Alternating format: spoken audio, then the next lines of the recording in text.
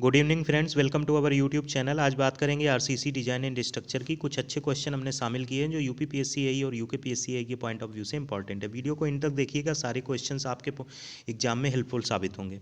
Loss in pre stress due to friction occurs in both pre-tension and post-tension, in neither pre-tension post-tension, only in pre-tension, only in post-tension। इसका correct answer है only in post-tension beams। The reason behind this, anchorage slip के case में pre-tension beam में ऐसा कोई भी loss create नहीं होता है, जबकि लेंथ का जो टेंडन की जो लेंथ होती है उसमें कॉन्सिक्वेंट रिडक्शन की वजह से loss of stress post tension beam में होता है। तो आई होप चीज़ क्लियर होगी। Let's move to next question. Next question है permissible strength of mild wire considered as per IS 3370। इसके अकॉर्डिंग माइल्ड स्टील का क्या परमिसिबल स्ट्रेंथ होगा? 100, 115, 130, 250 का ऑप्शन में करेक्ट आंसर 115 है। As per IS mild steel के केस में 115 होता है, हाई यील्ड स्ट्रेंथ बार के केस में 130 न्यूटन पर मीटर स्क्वायर होता है। जबकि कंक्रीट की बात करें तो डायरेक्ट टेंशन और बेंडिंग टेंशन में डिफरेंस क्रिएट रहता है 0.5 न्यूटन पर mm स्क्वायर का।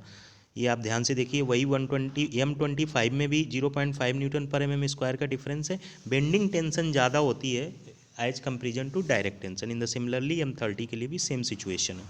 अगले क्वेश्चन की तरफ बढ़ते हैं। अगला question, in case of reinforce concrete isolated footing the critical for bending movement is at. बहुत इंपॉर्टेंट क्वेश्चन है, एग्जाम पॉइंट ऑफ व्यू से 100% एक क्वेश्चन आएगा ऐसा है।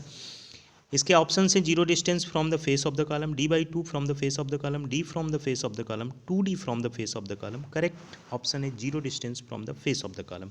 अगर बात पंचिंग सीयर की होती तो D/2 from the face of the column होता। आइए इससे रिलेटेड कुछ फैक्ट्स जान लेते हैं। फैक्ट्स की बात करें तो IS 456 2000 से रिलेटेड क्लास नंबर 34 2.3.2 के अकॉर्डिंग बेंडिंग मूवमेंट के लिए eight the face of the column या 0 distance eight the face of the column होता है। लोकेशन ऑफ क्रिटिकल सेक्शन की बात हो रही है। रिकमेंडेशन किसके लिए की जा रही है? अगर 2 वे सीयर या पंचिंग सीयर के लिए रिकमेंडेशन हो तो location of critical section at a section D/2 from the face of the column. सबसे ज़्यादा यही क्वेश्चन पूछा जाता है मोस्टली। अगर 1 वे सीयर की बात करेंगे तो at a section D from the face of the column. As per as development length is concern, the answer will be at the face of the column or where abrupt change in section occurs. I hope things will be clear with respect to the recommendation for particular category of bending moment or 2 way shear or 1 way shear or development length. Let's move to next question. Limit state design limiting depth of neutral axis for FE 500। इसके लिए एक formula होता है, that is 700 upon 1100 plus 0.585 FY की corresponding value रखिए तो answer आ जाएगा। इसके करस्पॉन्डिंग 0.46D आएगा। इसी प्रकार FE 250, FE 415 एट्सेट्रा का आप निकाल सकते हैं फार्मूले में, तो रिस्पेक्टिव 0.53D आती है FE 250 के केस में, जबकि FE 500 में 0.46D आती है। आप इजीली इसको रिमाइंड कर सकते हैं। अगले प्रश्न की तरफ बढ़े तो which one of the following is not the correct about the shear reinforcement placing in A flexure member. 0.75D for vertical strips बिल्कुल सही है, D for inclined strips correct है, मैक्सिमम स्पेसिंग 300 करेक्ट है, बट मैक्सिमम स्पेसिंग 450 गलत है। तो correct answer last part हो जाएगा। ये हमने साइड में आपको शो भी कर दिया है।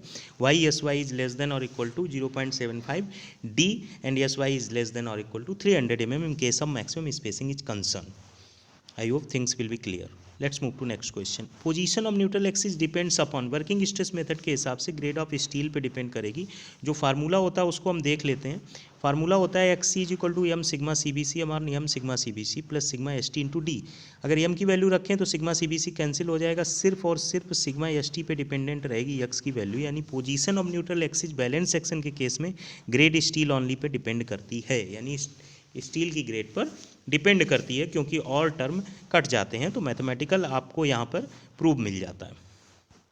अगला प्रश्न है, the first flexural crack in concrete of any grade occur at a particular strain value, this strain value is directly proportional to square of grade of concrete, independent, directly proportional to grade of concrete, inversely proportional to grade of. अगर strain की बात करें तो ये stress upon modulus of elasticity होता है। Stress की value 0.7 root FC के होता है और मॉडुलस ऑफ इलास्टिसिटी निकालेंगे तो that is 5000 root FC root FC और रूट FC का टर्म कट जाएगा तो जो वैल्यू आएगी उसमें FC नहीं आएगा, तो independent of grade of concrete हो जाएगा। तो इसका करेक्ट आंसर बी पार्ट होगा।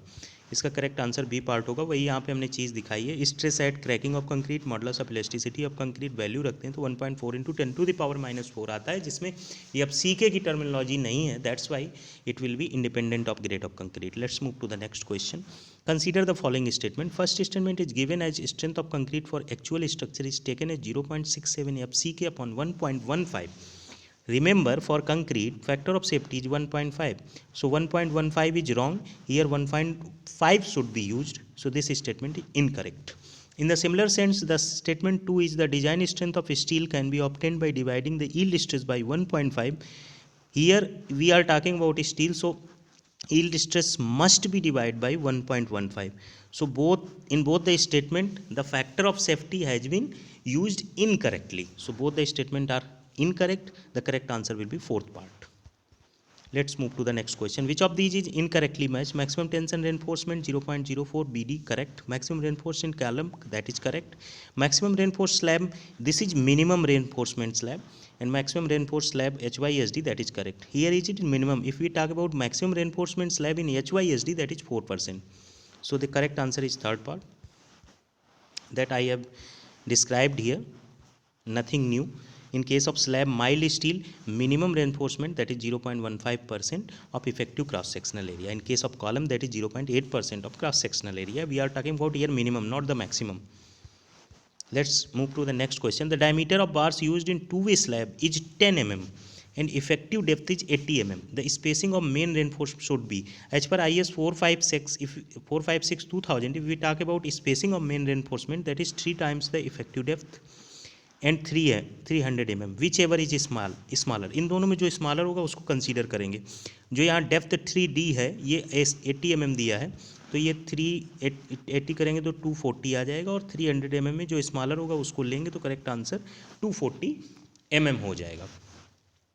अगले प्रश्न की तरफ बढ़ते हैं.